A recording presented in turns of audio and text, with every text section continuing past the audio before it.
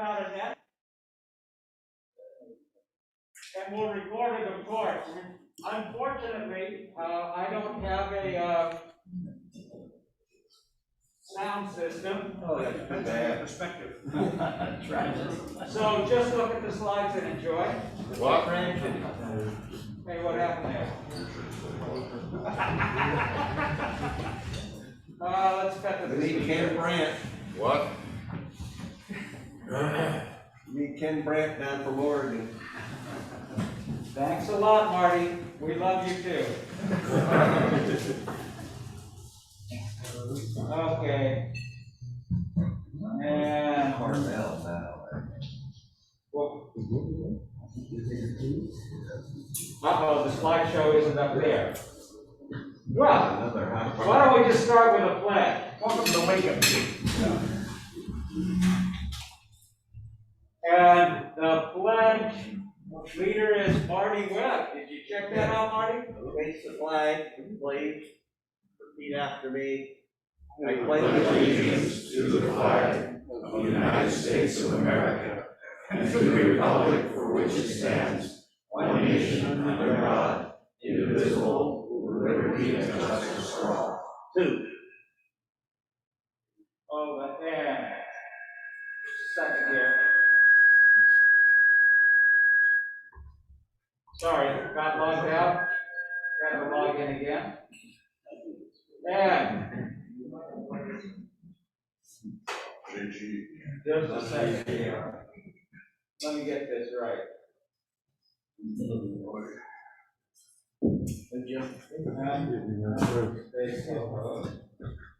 There's a lot to these little things. At some point, that might show up. So should David be sharing his screen so this presentation shows it? Yeah. Oh, he just, he got it. Yeah. She turned it off, I guess. Here it is. Oh, that,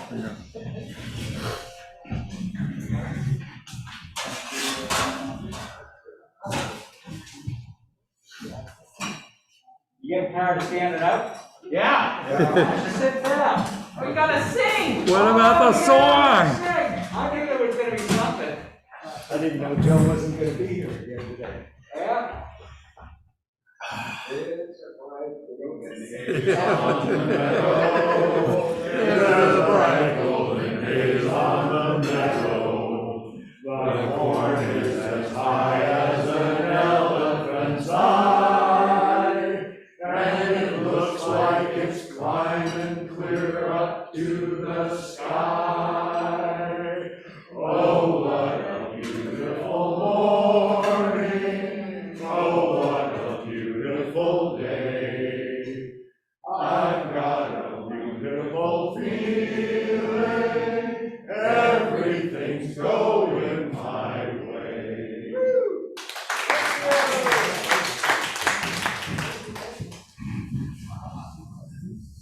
And thank you, Diana Curtis, and the folks who put things up, and I know she's been doing.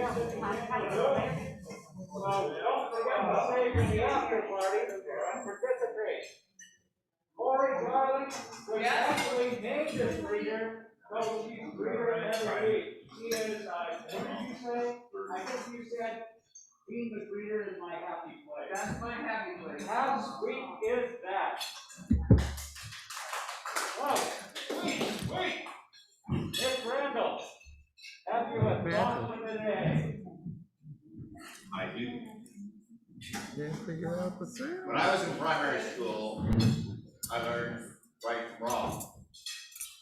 Then I got to the secondary school and I learned to advocate and fight for what I thought was right.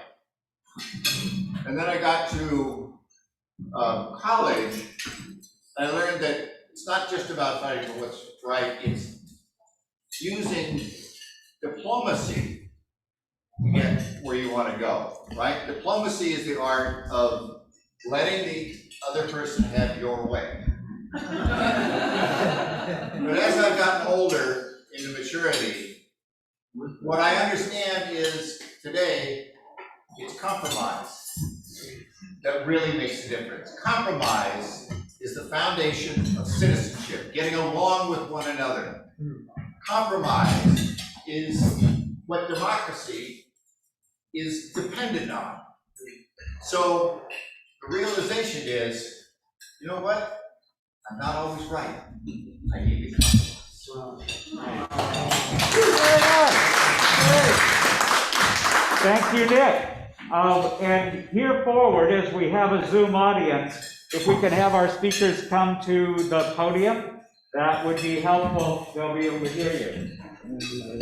So, introduction of visitors and guests. No, Mike, can you hear me? No? Yeah. Where's Mike? Well, Mics aren't working. Mike's not working. Okay, well, I'll try to speak up. I'm kind of losing my voice in my old age. But we have two students today to recognize. Mark Ochoa. Good morning, Mark.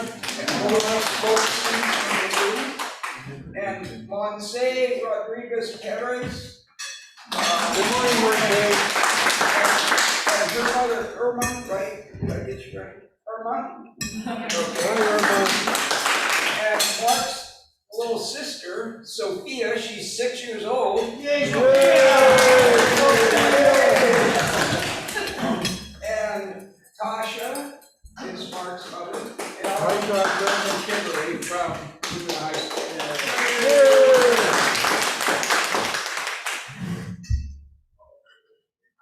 Well, first I'm going to introduce Phyllis. Can you come up to the, Can I?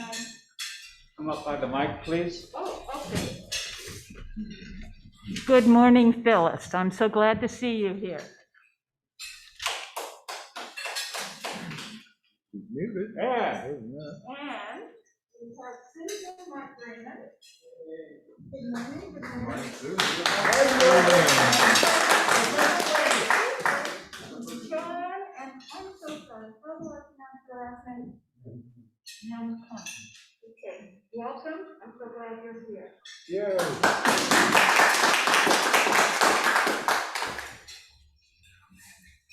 Anybody else that is a visitor, a guest? We have Christine Redco lurking in the Zoom audience. I'm Hello. here. Good morning. Good morning, Christine. Good morning. Welcome. Thank you. And students of the month, it's time to see you up here. If you would please.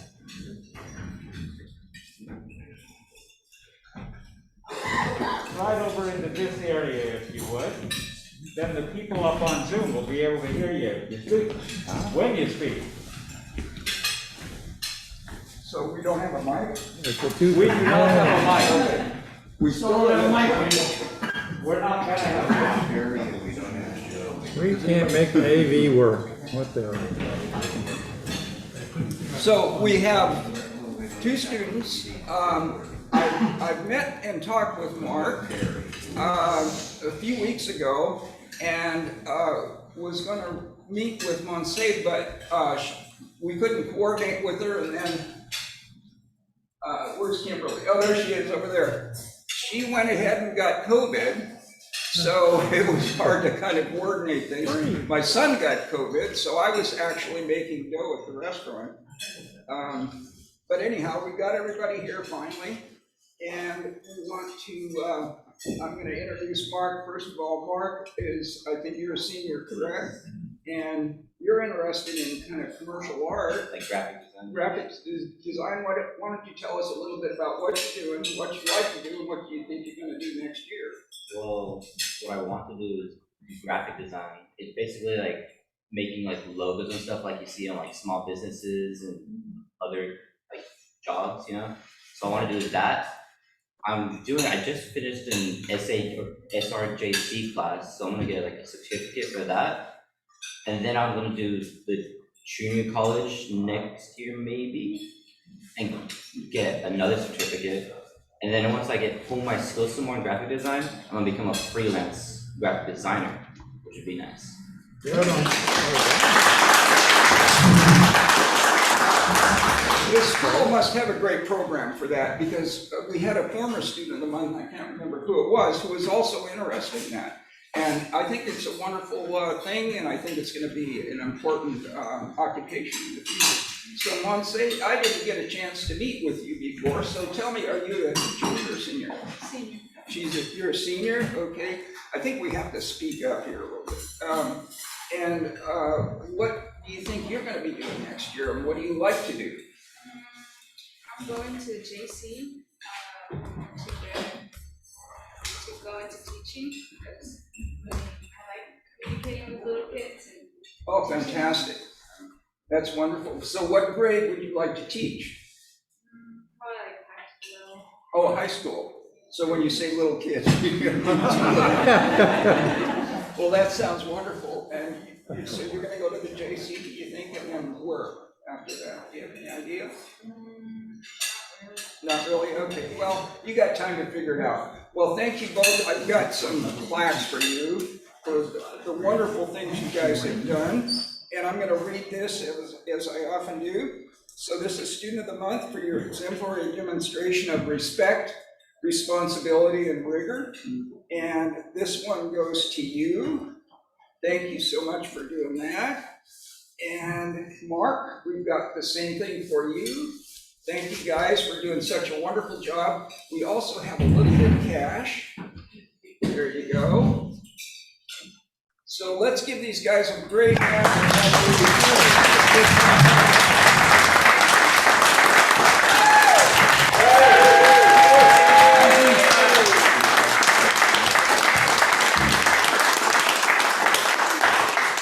That was wonderful. Thank you all.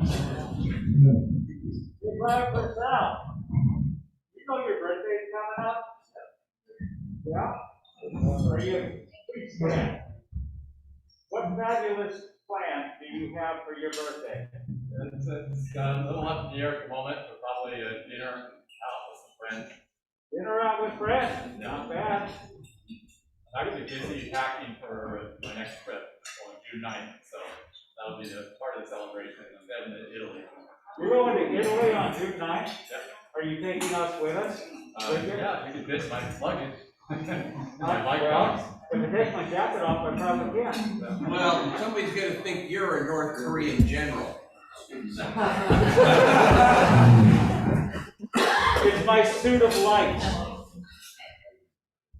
Ah, Dan Needham. Yes. Anything to say? Absolutely. So we have, we're wrapping up our Big Awareness Builders campaign. We've had a couple of, two other folks, step forward and, participate in that $5,000 memorial week. And then also we have our Build a Solid Foundation. So wrap up the end of this Rotary year with anybody who wants to participate between 150 up to that 5,000 level, and we're having folks that are stepping up to participate in that level too. And once we're done with that, we close out the year, we'll pre-funded our budget for next year, and we will also have a party for all those that would participate at either of those levels at the level. It'll be a great time. So thanks to those of you who have already participated, and urge anybody else to think of joining us and wrapping up the Rotary year, pre-funding Diana's year. That way we'll always be spending a year ahead. So next year's fundraisers will then go for the following Rotary year. And we'll be able to work on that nice fiscal conservative policy. Thanks to everybody for your generosity. Really appreciate it.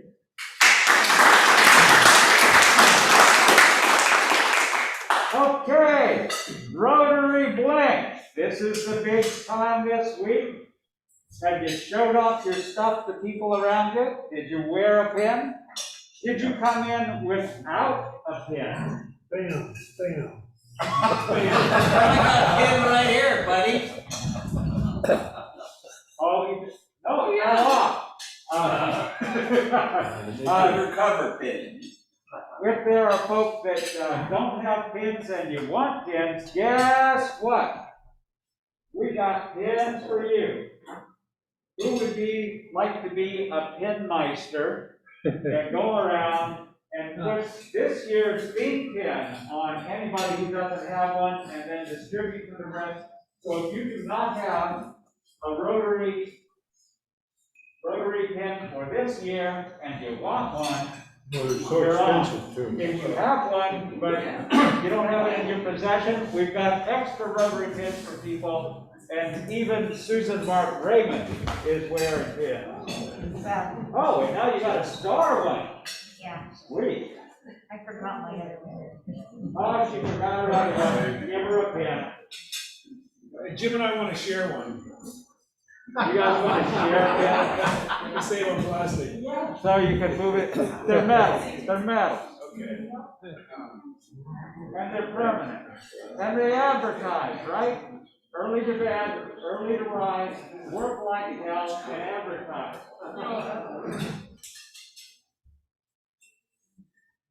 How about that? People at Redwood Empire Food Bank doing what we do well, eh?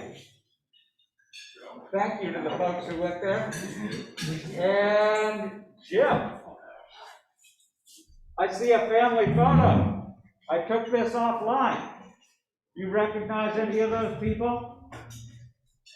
Yes. Oh, I need another. That's my grandson, who's right behind the lady in the yellow. He just graduated from the 8th grade.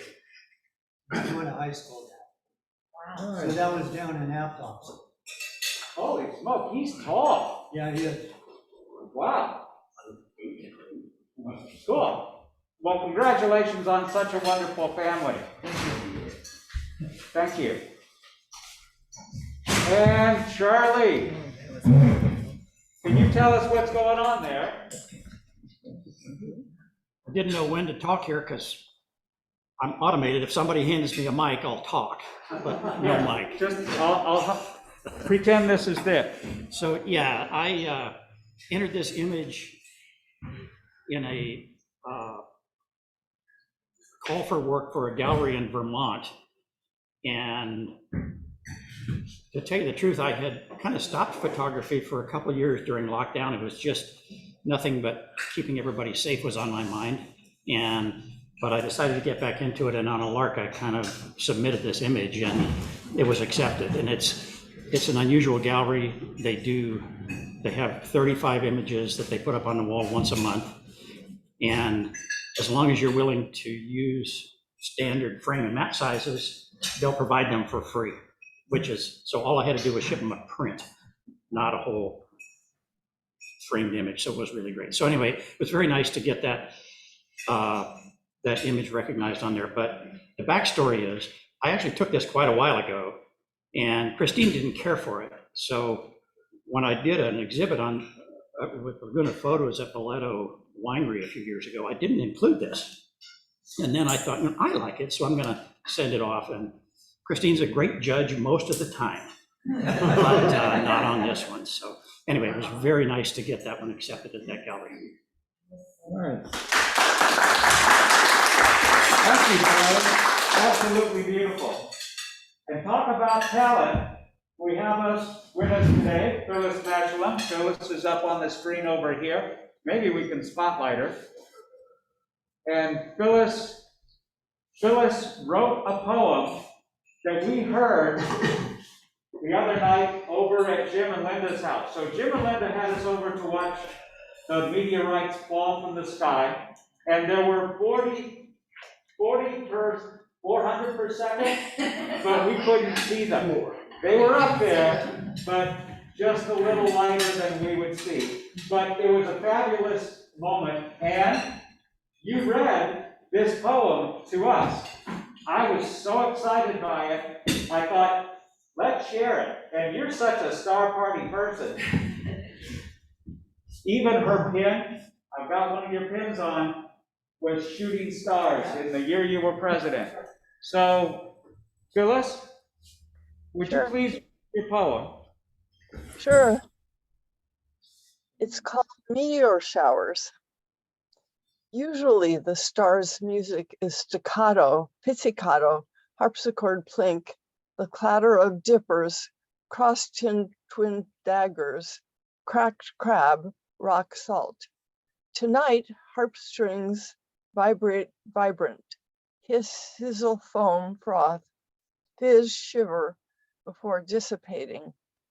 Old camping pads on the hood of your old jalopy.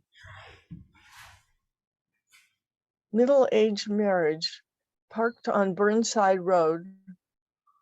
Best seats in the amphitheater. Splash fresh spray upper lower Yosemite Bridal Veil Falls.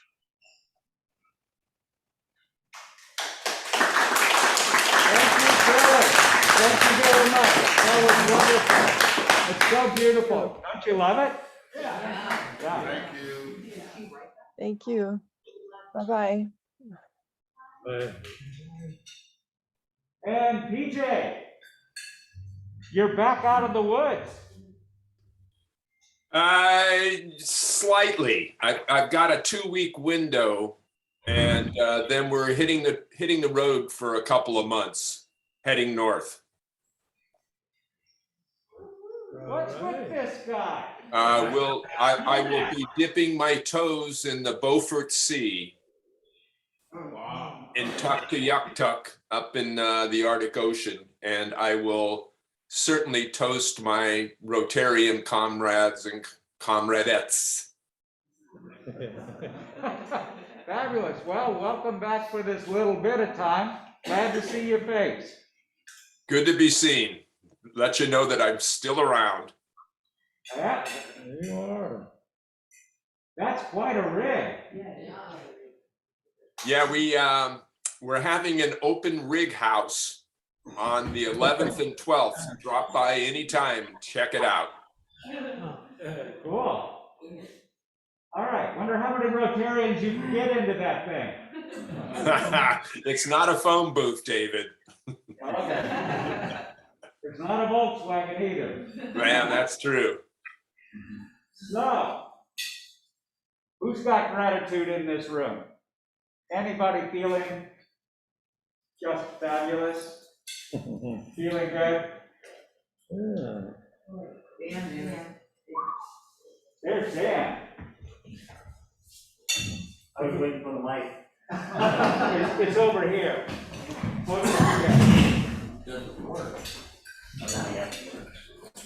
Well, the people up there can hear. Where do I stand? I can stand right here. And you guys can see me and they can see me. So, I just want to express gratitude for getting to enjoy the meteor shower out in Freestone with Linda and Jim and the other folks. That was really a spectacular evening.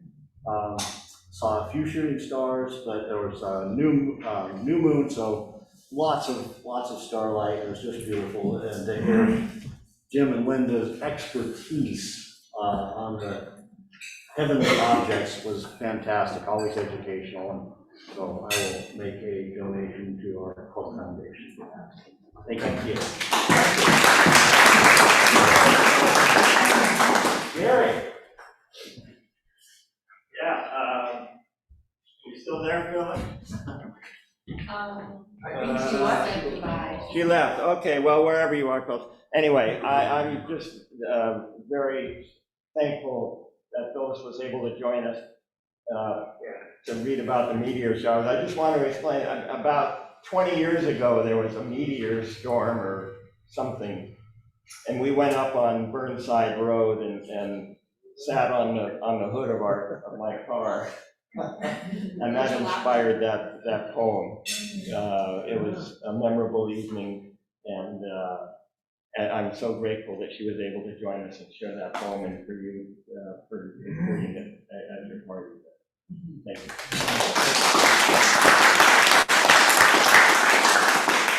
Yeah, and it wasn't as if there weren't meteorites in the sky. We did see them, and it was just beautiful. We were all laid back. It was a lovely event. Anybody else? Laguna High School tomorrow. Show up early. Get your seat. Laguna High School, as you might remember, is now located at what was the El Molino campus. So come on out there. If you arrive early, you can help to usher and do things like that. Who else coming? Hands up. Who's coming? 2, 3. Yep. Hey, David, Yes, sir. the ushers need to show up about 9. Yeah, And I think we had 4 or 5 volunteers the last time I checked. we did. Okay. Call them up. They didn't put their hands up. Call them on the phone. Okay. You all saw the calendar. The only big updates are big day tomorrow. So tomorrow, Laguna High School graduation starts at 9:30. Ushers there at 9. Then 4:30. First Friday is on Thursday, on the 2nd. Lo and behold, up in Healdsburg, there's still openings at the table. Susan and I got ourselves a table. So go to their website, use the open table, register. Then grad night. You all saw in the email, if you're into all-nighters, definitely go to grad night for Annalee. Help them out. They need security, which security is easy. It's basically making sure that the kids don't leave, because once they leave, they can't come back. You gotta call the parents. It's a whole big deal. But great if you do that volunteering. Then the rest you've seen. Don't forget about the Craft Beer Festival. I don't know why I keep showing it, but why not? And any announcements for the good of the order? Next week's program presenter is going to be Casey Shea, Local Makers, and today's visitor and guest and speaker is going to be introduced by Susan Mark Raymond, our guest introducer. And if you would please stand over here, and I'm going to set you up so that this little guy stand close enough to that mic that your voice will carry.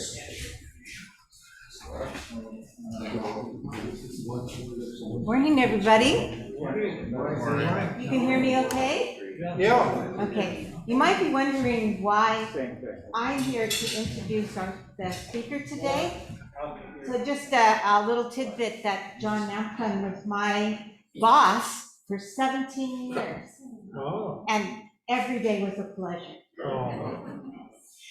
Just a couple words here to introduce John Nampton. John has been a resident of Sebastopol for 30 years. He retired in 2009 from the Sonoma County Office of Education, where he served as a special education administrator. At the young age of 74, he still referees approximately 175 youth and high school basketball games a year. That might be the most memorable. He spoke to the Sebastopol Sunrise Rotary Club in 2016 about volunteering at a refugee camp for Syrians in northern Greece.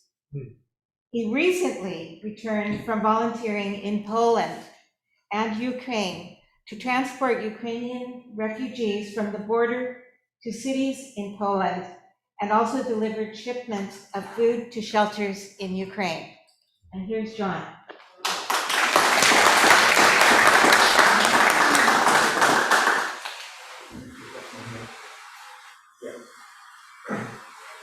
Thanks for having me back again. As you know, the war in Ukraine started on February the 24th. I saw the same images that you saw on TV, on the internet, of millions of refugees fleeing Ukraine, mostly 90% women and children. By March the 13th, which is my 74th birthday, I was determined to go to Poland to do my small part to help the Ukrainians. And it took almost 2 weeks to find an organization that I could join in Poland. And this organization was called Type of Woods Charity. And they were transporting Ukrainians from the border of Ukraine and Poland to other parts of Poland specifically mostly to Krakow. 1 month after the war started, I was in Poland. My wife initially asked me when I was thinking about going there, she said, why spend thousands of dollars to go to Poland when you could stay at home and donate that same amount to a charitable organization working in Poland? A very good question, a legitimate question. In other words, she was saying, why are you compelled to go to Poland? And by the end of this presentation, you will understand my response. So my main job was to transport Ukrainian families from the Polish border to Krakow. It's about a distance of 160 miles each way. It took about 3 hours. And my hotel was near the border, so that meant I had to take family for 3 hours, turn around and drive back 3 hours to my hotel. Round trip of about 6 hours a day. About 320 to 350 miles of driving a day. During the 2 weeks I was there, I drove about 5,000 miles in my rental car.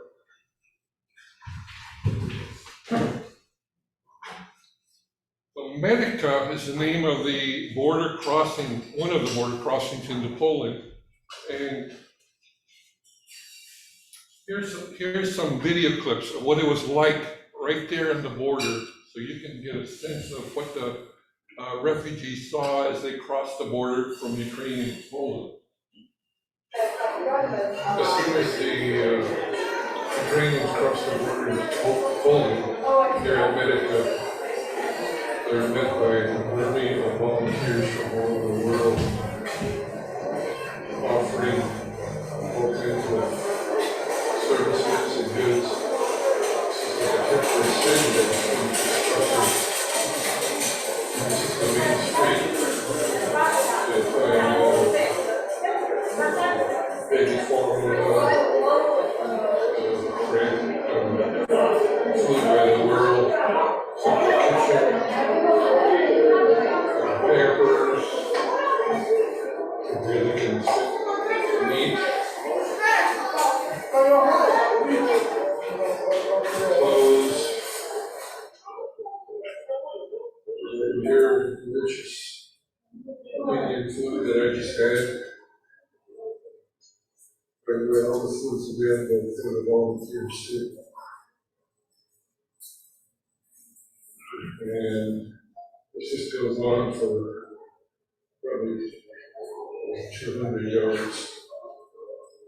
Just one booth, tent after the other, organizations from all over the world. Pretty amazing. Refugees are certain tents that they can go into, mothers and babies and children to rest. And they can come over here and get free SIM cards for their phone so they can call, use their phone in Poland. They're making some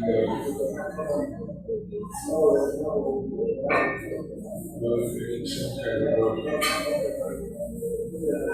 thing with tortillas.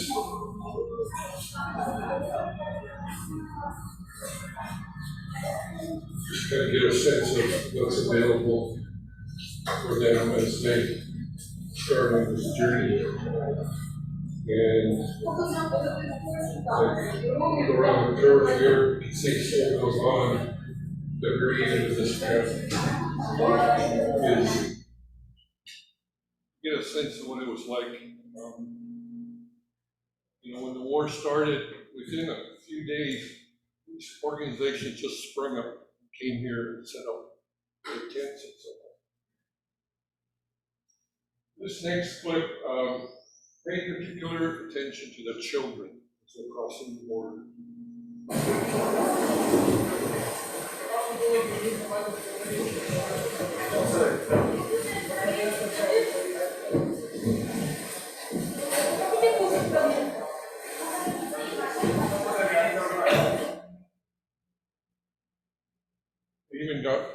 pizza, hot pizza right from the oven.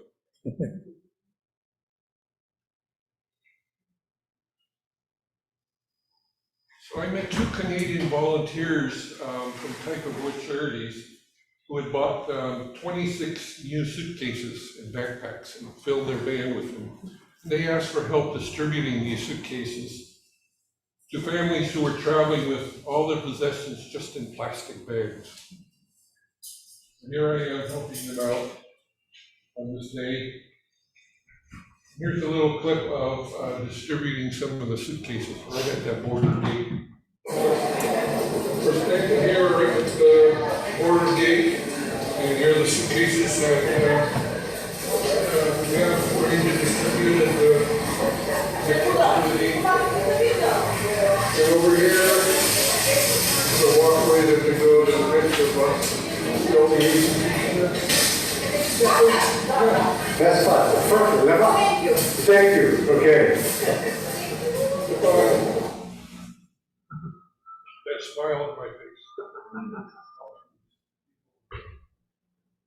So here are those same pictures of the children. On this particular day, it was raining.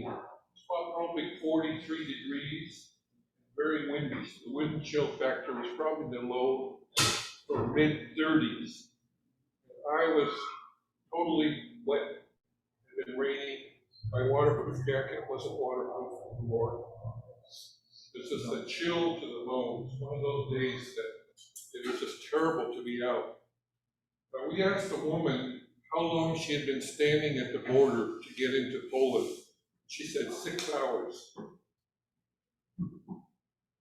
As I left that day to go to the warmth of my car in the parking lot, all of a sudden I thought about these children and others, who had been standing in line in that freezing, cold, windy weather for 6 hours. Little babies. And all the trauma they had experienced just getting out of Ukraine, what they had experienced and seen. And up till then, I had done a pretty good job of holding my emotions in check, trying to do the best I can.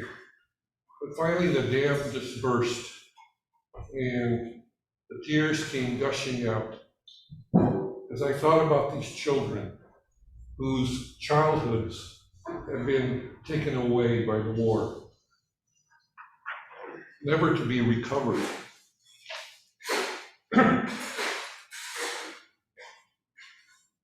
So from Medica and other border crossings, the families boarded buses, and then they went into a refugee reception center where they got food and they were able to rest and plan their next steps. And that's where I picked up the families. I would go up to the reception desk and say, I have room for 4 people to go to Krakow, and they would make an announcement, and these families would show up, and I would take them in my car. This is Nadia, the mother, Sophia, the girl, and Alex, the baby. My very first passengers. My very first trip, I almost ran out of gas in the middle of the freeway. I won't tell you the whole story, but it was quite an experience. Look at the faces. Nadia is smiling, but she's grateful for the ride that I had just given her, that we made it to the destination. I also see her, when I look at her, trying to hold it together for her family. On the other hand, look at Sophia's face. This haunting stare. God knows what she's experiencing and feeling at that moment. There were several times when I was at wit's end, didn't know what to do, and all of a sudden a guardian angel appeared. And I'm going to share 2 stories of this. This family wanted to catch an 8:30 p.m. train from the Krakow train station, and it was 8 o'clock when we drove into Krakow, and my Google Maps, the map, took me into a big garage in a shopping center. I had no idea where the train station was and how far it was, And I knew that the 8:30 train was the last train that they would be taking that evening to get to their destination. If they missed that train, they'd have to spend the night probably in the train station. I was determined to get them there by 8:30. And I started to panic because I didn't know where the station was and how long it would take to buy the tickets, get them to the right track. And as I got out of the car in this parking lot, I saw a young man kind of staring at us. And I asked if he spoke English, and he said yes. And I asked if he knew where the train station was. And he said yes, in English. I'll take you there. I was so relieved that I almost wept tears of gratitude. And he immediately began speaking to them, either in Ukrainian or Russian, I'm not sure. What were the odds that at that exact moment when I needed help, this man would just all of a sudden show up? He spoke Polish, he spoke English, he spoke either Ukrainian or Russian. He urged me to leave. He says, I'll take care of them. You can go. So I left. That was one experience. Second one was I drove a family of 4 and this dog to the Sheraton Hotel in Krakow because it was the only hotel that would take dogs in their rooms. And they wanted to catch a train to go to Germany in the morning. And I took them to their room and I started researching train schedules on my phone. And I was having a hard time because everything was in Polish and I was having difficulty figuring out the trains and their times and so on. And it was getting late, it was like 10 o'clock at night. I knew I had a 3-hour trip back to my hotel, so I'd be getting in at 1 o'clock in the morning. And so I texted on WhatsApp, we had a group chat of volunteers, said, can someone come over here and relieve me? Because I need to drive home to get back to my hotel. A guy named Greg immediately responded on this group chat, and he said he spoke some Polish. He spoke Polish, and he also spoke some Ukrainian, and he could come over to relieve me. And he asked me, what's the name of the hotel and the room number? And when I told him it was the Sheraton Hotel, and it was room 305, he told me, incredulously, that he was staying at the Sheraton Hotel on the 3rd floor. Can you imagine that? Of all places, not only the same hotel, but his few doors down from this family. The next day, unfortunately, they missed a train to Dusseldorf, Germany, so Greg took them to the airport to catch a flight. Then they found out that the dog needed to be microchipped and vaccinated for rabies in order to go into Germany. So they put them in the car, took them back to Krakow, found a vet, got the dog microchipped, vaccinated, drove them back to the airport. He bought the airplane tickets, put them on a plane. This is an example of the type of volunteers that I met throughout the entire time. They were eager to help at the drop of a hat, willing to do whatever was needed to help the Ukrainians.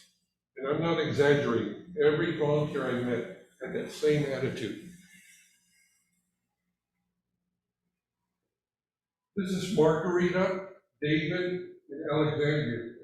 Alexandria got her face painted. They didn't speak English at all. And we had not more than 10 words to each other, just trying to communicate.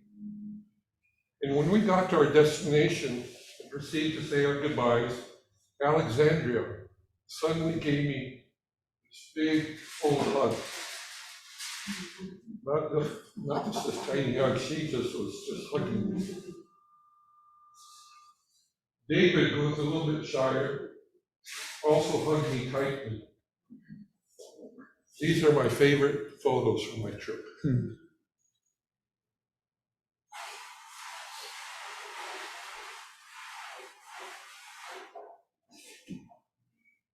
And as I said goodbye, Alexandria showed me what she had written on her cell phone using Google Translate.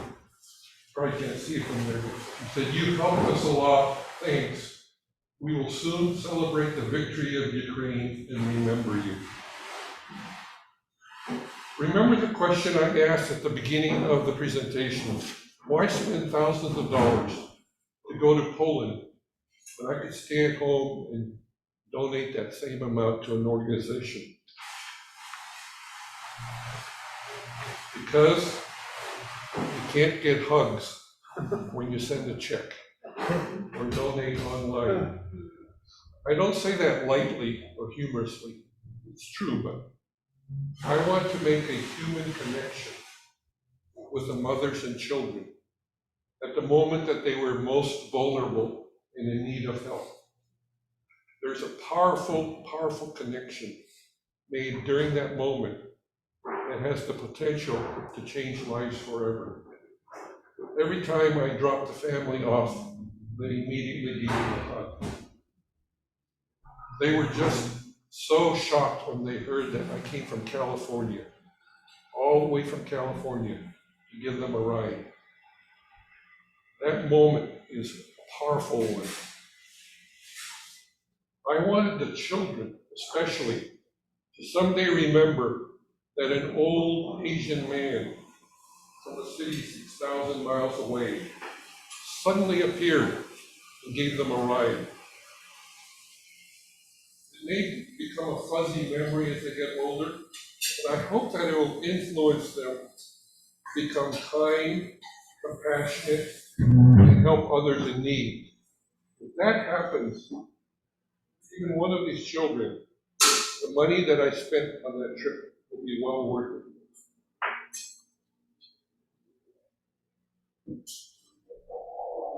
I wasn't planning to go into Ukraine because I had no idea if it was going to be safe and what I would do if I would go into Ukraine. And I'm glad I did because it was the highlight of my trip. I didn't want to only transport families in my car, so I began to explore how else I might be of service. I started to explore how I might buy food and have it shipped into Ukraine to help those who are still left behind, who are hungry and starving. Through a contact at another organization, I was put in contact with Vasily, a Ukrainian in Bosiska, which is a town just across the border. And he said they needed canned foods and dry foods for shelters in Western Ukraine. So I went to Marco, which is like a Costco, very similar to Costco. I bought 2 shipments of food totaling about $1,000. And since I couldn't drive my rental car into Ukraine from Poland, I drove the food to a garage on the Polish side, and Vasily had someone pick up the food, take it across the border, and he invited me to come into Ukraine and help deliver the food to the shelters. I really couldn't refuse that offer. It would be my only time I'd be able to go into Ukraine. When I crossed the border, here's another picture, loading the food in my SUV. When I crossed the border into Ukraine, I walked across the border.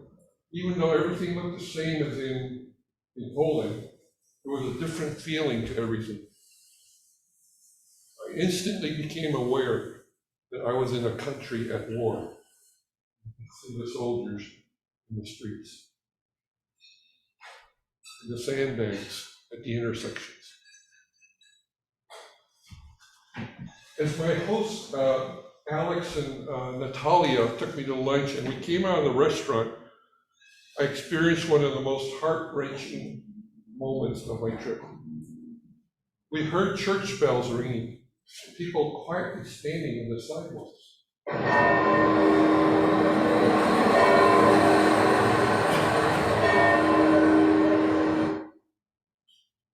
I noticed small jars by the feet of these people.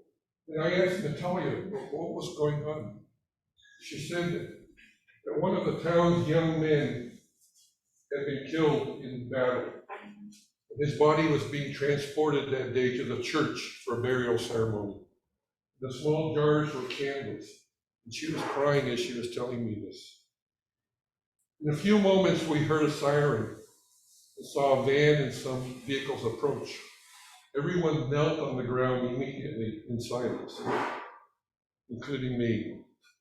I wasn't sure if I should take a video or not at this solemn occasion, and I looked to Natalia to ask, is it okay? And she nodded and urged me to take the video as if she was telling me that she wanted the world to see the effects of the war on a small town.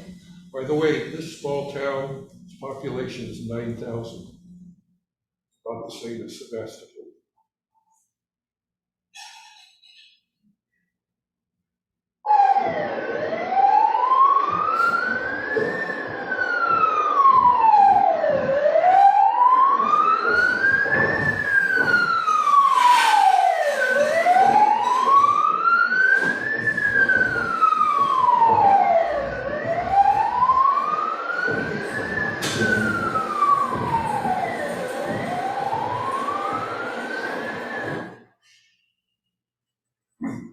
I was taken to 3 schools that had been converted into shelters for other Ukrainians that were evacuated from the eastern part of Ukraine, the heaviest amount of war, battles were going on.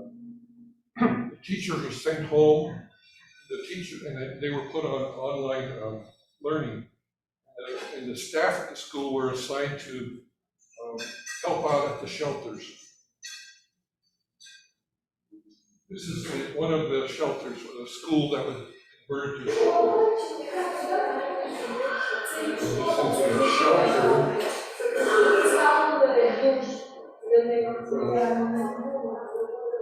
They took special shower for these people here because there wasn't before. Yeah, so this is local school, and people live here in the corridor, and children you can see, and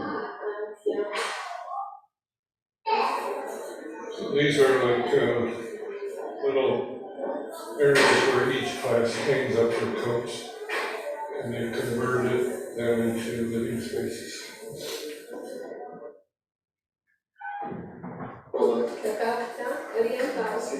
Oriental.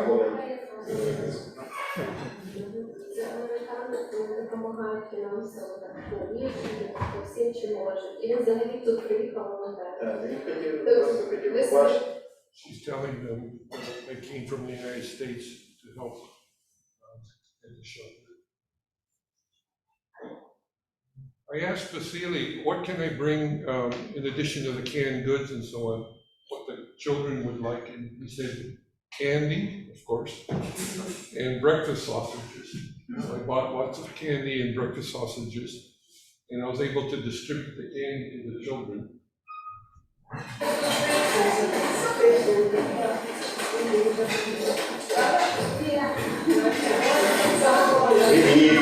Say to hi, John.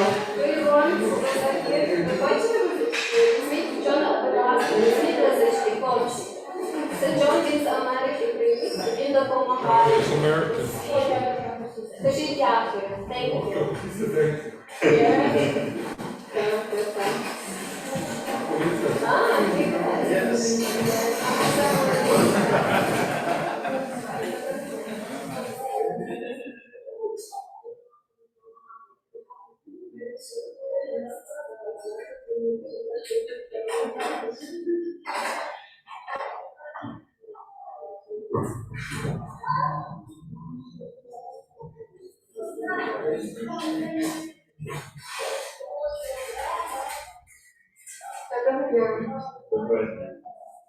Little boy comes back for a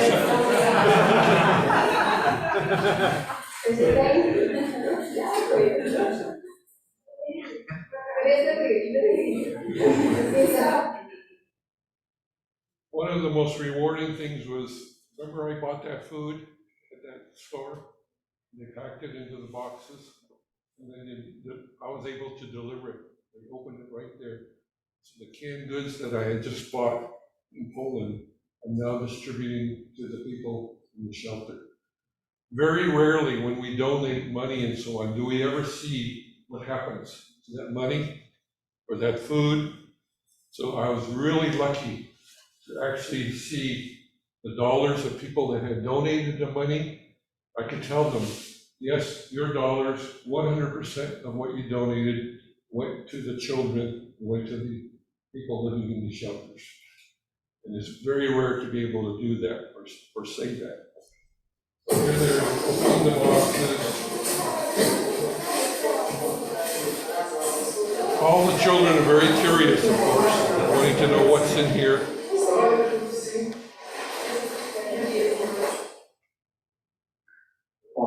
Thank you. You would never guess that these children have experienced such a trauma. If you look at them and say, oh, look at these children, they look happy, but they're living in this shelter away from their home. And for many of them, they had to say goodbye to their parents, to their fathers. The fathers couldn't leave. So they don't know what's happening with their fathers. The fathers, of course, are worried about their children and their families that had to leave.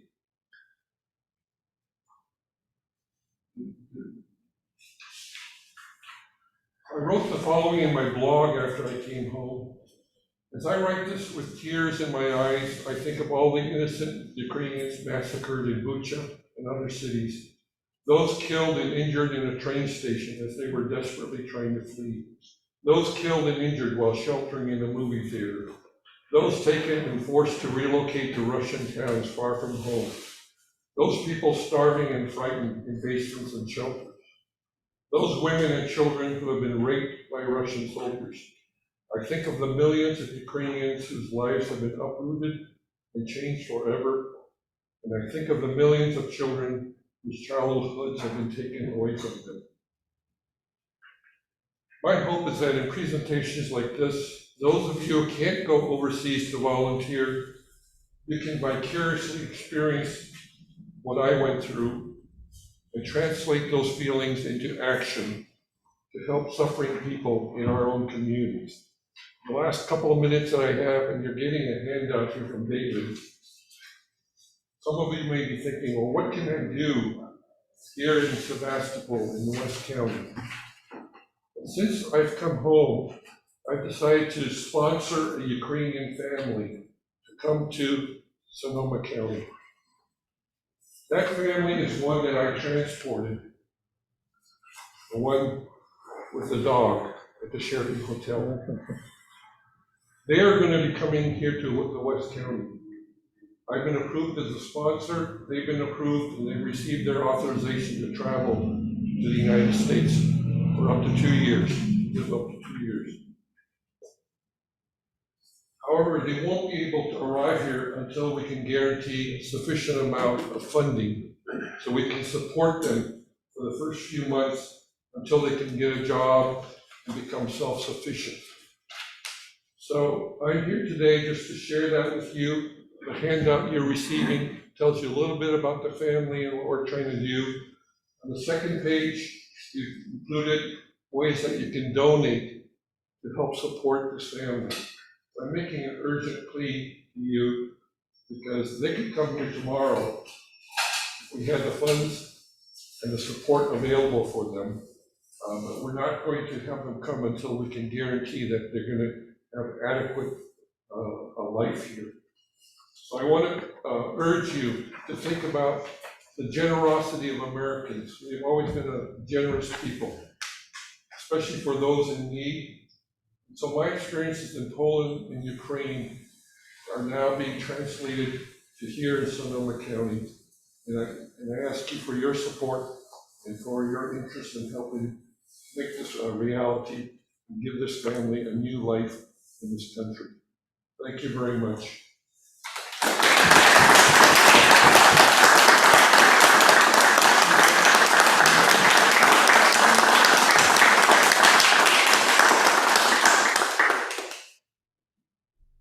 Question, comment? Yes. Did you see any evidence of either local or international Rotary participation in any of the events wherever you were in this trip? No, that's not to say they were there, but they weren't there. But there were so many organizations there. I did not see a Rotary.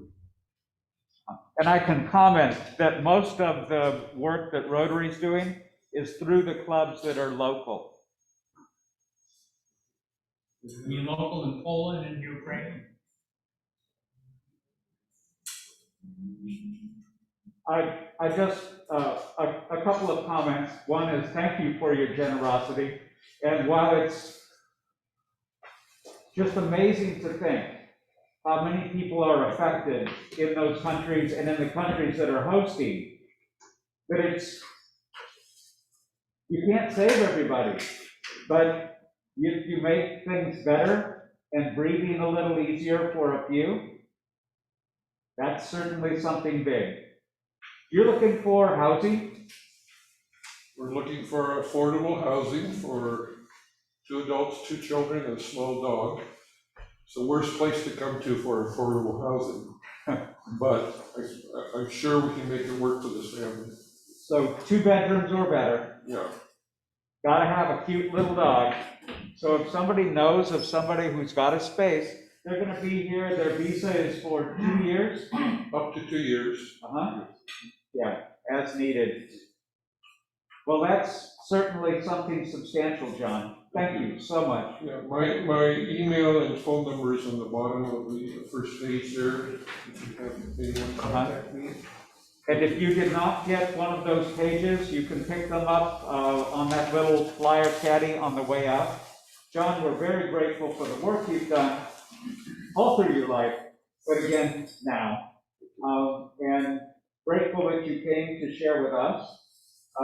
There's opportunity, as you see, for us to do more. And what a wonderful cause. You might like to know that we're going to immortalize you in a very small way. And that is, we contributed some books to a local school focused on diversity, equity, and inclusion, 71 books, and we inscribed them with the names of our speakers. So dedicated to you and grateful for this, and thank you for today. Thank you very much. Well, we're almost there, except who's going golfing in the near future? What's the deal with that?